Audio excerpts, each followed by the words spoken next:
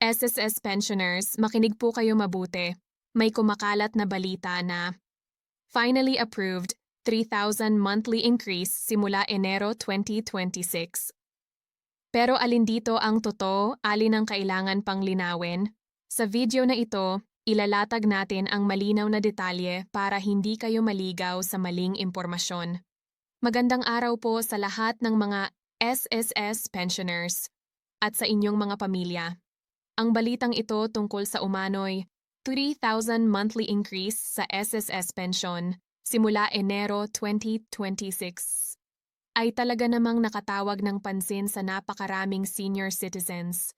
Marami ang umaasa, marami ang nagtatanong, at marami rin ang nalilito kung ito ba ay opisyal na o haka-haka lamang.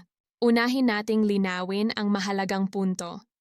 May mga panukala at diskusyon pa na patuloy na tinatalakay patungkol sa pagtaas ng pensyon ng mga SSS pensioners.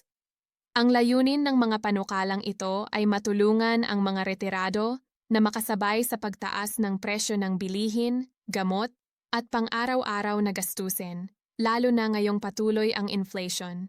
Sa mga nagdaang buwan, ilang mambabatas at sektor ang nanawagan ng dagdag na buwanang benepisyo para sa mga pensioners. Isa sa mga numerong lumutang ay ang 3,000 increase, na itinuturing na makabuluhang tulong kung sakaling ito ay tuluyang maipatupad. Para sa maraming pensioners, ang halagang ito ay maaaring magamit sa maintenance na gamot, bayarin sa kuryente, o simpleng pang-araw-araw na pangangailangan. Gayunpaman, mahalagang maunawaan na hindi lahat ng lumalabas sa social media ay agad na opisyal. Ang SSS pension increase ay dumadaan sa masusing proseso, kabilang ang pag-aaral ng pondo ng SSS, kapasidad ng sistema, at pinal na pag-apruba ng mga kinauukulang ahensya. Hindi ito basta-basta ipinapatupad ng walang malinaw na patakaran. Sa puntong ito, ang pinakamahalagang gawin ng bawat SSS pensioner ay ang manatiling maingat at mapanuri. Huwag agad maniwala sa mga post na may salitang approved kung walang kasamang opisyal na anunsyo mula sa SSS o lehitimong pahayag ng gobyerno. Tandaan, ang maling impormasyon ay maaaring magdulot ng maling pag-asa at pagkadismaya. Sa susunod na bahagi, tatalakayin natin kung sino ang posibleng saklaw, ano ang mga kondisyon, at paano malalaman kung ang balitang 3,000 increase ay may malinaw ng batayan o bahagi pa lamang ng panukalang pinag-aaralan. Ngayon, pag-usapan naman natin ang mahahalagang detalye na gustong malaman ng karamihan kung sino ang posibleng makinabang at ano ang totoong estado ng sinasabing 3,000 monthly increase para sa SSS pensioners simula Enero 2026. Una sa lahat, base sa umiikot na impormasyon, ang 3,000 increase ay hindi automatikong matatanggap ng lahat ng pensioners kung sakaling ito ay maipatupad sa hinaharap.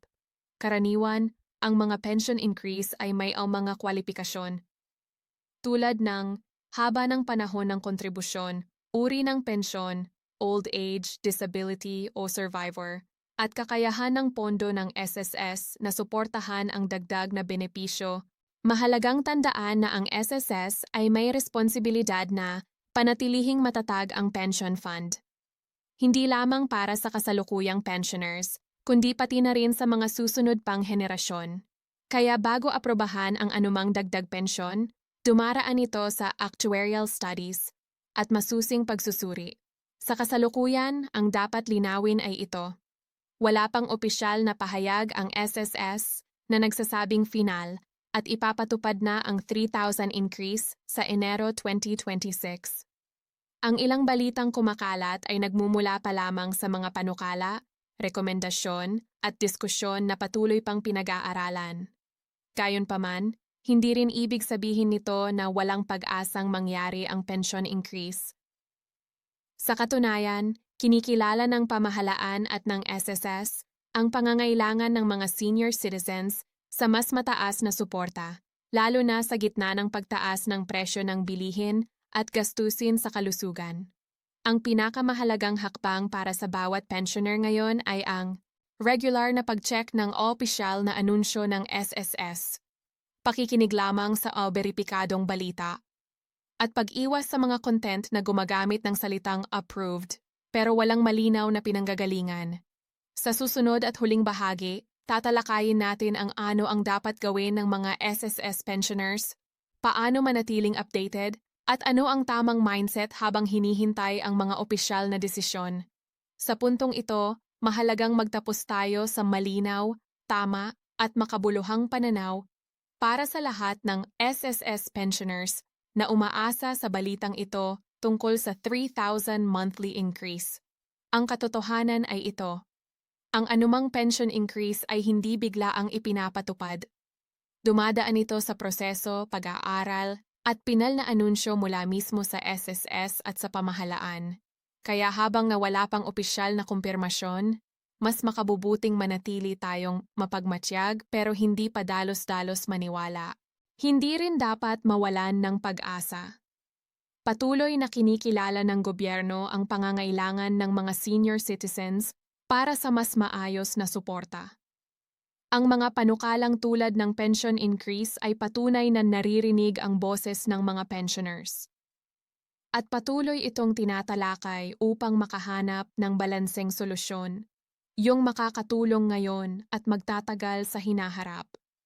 Habang hinihintay ang mga opisyal na desisyon, manatiling updated sa opisyal na anunsyo ng SSS. Iwasan ang mga balitang walang malinaw na pinanggalingan at ibahagi lamang ang impormasyong tama at beripikado sa kapwa pensioners. Sa huli, ang pinakamahalaga ay ang kaligtasan, katatagan at katiyakan ng inyong pensyon. Kapag may tunay at opisyal ng balita tungkol sa pension increase, ito ay tiyak na ipapaalam sa tamang paraan at sa tamang oras. Maraming salamat po sa inyong oras. Patuloy tayong maging maingat, maalam, at handang umunawa sa bawat bagong update para sa kapakanan ng lahat ng SSS pensioners.